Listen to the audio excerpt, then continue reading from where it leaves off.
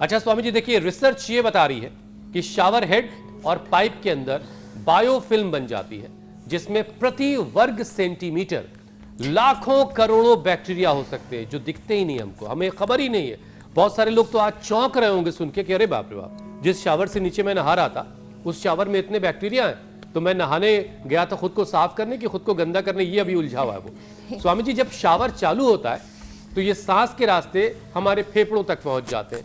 तो क्या यही वजह है कि आजकल निमोनिया, अस्थमा और फेफड़ों के इन्फेक्शन बहुत बढ़ रहे हैं? तो फिर बचाव का रास्ता क्या है? शावर को निकाल के हटा देना है या नहाना नहीं है? ये अच्छा, बहुत ठंड पड़ रही है, नहाना ही बंद कर दो। ये जो अज्ञात, अदृष्ट, अमूर्त, इनविजिबल जो एनिमीज हैं, शत्रु हैं ना, ये बड़े बढ़ गए भाई। इनका तो खात्मा करना ही पड़ेगा। तो इसके लिए 5-7 उपाय अपनाने की ज़रूरत है, लंबे लंबे श्वासों के साथ। एक तो बाहर के पोल्यूशन में इतने प्रकार की जहरीली गैसें, कितने प्रकार के खतरनाक केमिकल्स, और ये जो इंडस्ट्रियल वेस्ट है, अलग अलग प्रकार की जो केमिकल वाली फैक्ट्रियाँ उनके पास जो रहते हैं, जहाँ पर टाइल्स बनाई जाती है, जहाँ पर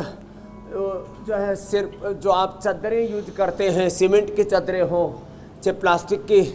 और चाहे और तमाम तरह के जितने भी अलग अलग प्रकार के पेंट हैं, जहाँ पेंट बनाए जाते हैं, जहाँ टाइल बनाई जाती हैं, जहाँ अलग अलग प्रकार की चिमनियाँ लगाई हुई हैं, अलग अलग प्रकार के केमिकल्स को प्रोसेस किया जाता है, और उसमें भी केमिकल्स की भी हजारों उसके प्रकार हैं। जहाँ ये खतरनाक केमिकल्स की फैक्ट्रियाँ हैं, जहाँ पर अलग अलग प्रकार की खदानें हैं, और उन सब का जो इंडस्ट्रियल पोल्यूशन है, फिर एग्री वेस्ट पोल्यूशन है, ऑटोमोबाइल का पोल्यूशन है, फिर आदमी जो है कितना कचरा निकालता है, जो आदमी खाता है ना सब कचरा ही करता है। मलमूत्र के तौर पर, पसीने के तौर पर, और फिर वो सारा कचरा, फिर नेचुरल जो चीज़ें थी फिर वो कचरा तो रिप्रोसेस भी हो जाता था। ये जो केमिकल वाला कचरा जो फिर प्रयोग में आ रहा है, साबुन, shampoo, hand wash, body wash है, और तमाम तरह के और पता नहीं क्या क्या कचरे